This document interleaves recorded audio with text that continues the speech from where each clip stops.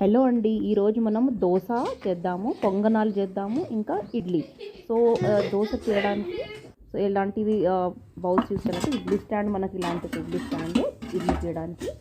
So మనం పొంగనాలు చేయడానికి ఇలా నాన్ స్టిక్ది ఇలా దొరుకుతుంది. సో షాప్లో మనకు దొరుకుతుంది ఇలా. సో నాన్ స్టిక్ ఇది. సో పొంగనాలకి ఇది యూస్ చేయాలి. దోశకి మనం ఈ ప్యాన్ యూస్ చేసుకోవచ్చు, ఉత్తప్పం కూడా చేసుకోవచ్చు దీనిపైన. సో లెట్ స్టార్ట్ అండి.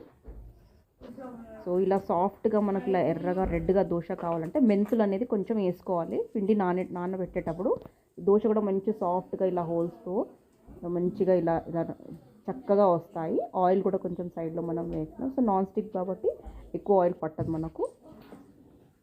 So consistency of the dosa batter ఎంత మంచిగా ఉండాలండి, ఫర్మెంట్ మంచిగా అవ్వాలి. జస్ట్ కొంచెం లైట్గా ఆయిల్ అప్లై చేసి ప్యాన్కి చేయొచ్చు, ఆయిల్ కూడా పెట్టినా పర్లేదు. రౌండ్గా ఇలా మనం చేసేస్తే ఆ హీట్ ఫస్ట్ ప్యాన్ అనేది మంచిగా హీట్ అవ్వాలి.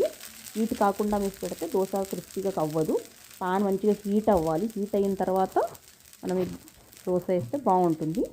అలా తీసేటప్పుడు కూడా ఒక సైడ్ నుంచి ఇలా తీయాలి, సైడ్ నుంచి ఇలా సైడ్ నుంచి ఇలా అని స్లోగా ఇలా అంటే వచ్చేస్తుంది మనకు ఈజీగా.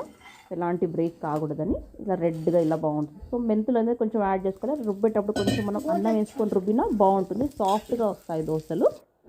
సో ఈ ట్రిక్ మీరు యూస్ చేయండి. సో పొంగనాలకు చేయడానికి అదే దోశ పిండిలో కొత్తిమీర, పల్లీలు, కొంచెం శనగపప్పు నానబెట్టినవి వేసుకొని మనం కరివేపాకు అన్నీ వేసుకొని మిక్స్ చేసుకోవాలి. ఈ పొంగనాల ప్యాన్లో మనం కొంచెం ఆయిల్ అనేది తీసుకొని అదే బ్యాటర్ మిక్స్ చేసి ఇందులో వేయాలండి. జస్ట్ ఒక స్పూన్తో జస్ట్ కానీ మనం ఇలా డక్కన్ పెట్టేసి మూత పెట్టి తిప్పేసి దీన్ని ఇలా బ్యాక్ సైడ్లో టర్న్ చేయాలి. సాఫ్ట్గా పొంగనాలు కూడా రెడీగా ఉన్నాయి. సో ఇడ్లీ కూడా అలాగే అండి. మనం ఇడ్లీ బ్యాటర్లో మనం ఇడ్లీ కూడా అలాగే సేమ్ ప్యాట్ చేసుకోవచ్చు. సో మనం టొమాటో చట్నీ చేసుకోవచ్చు. ఈ వీడియో మీకు నచ్చినట్టయితే లైక్, సబ్స్క్రైబ్ చేయండి.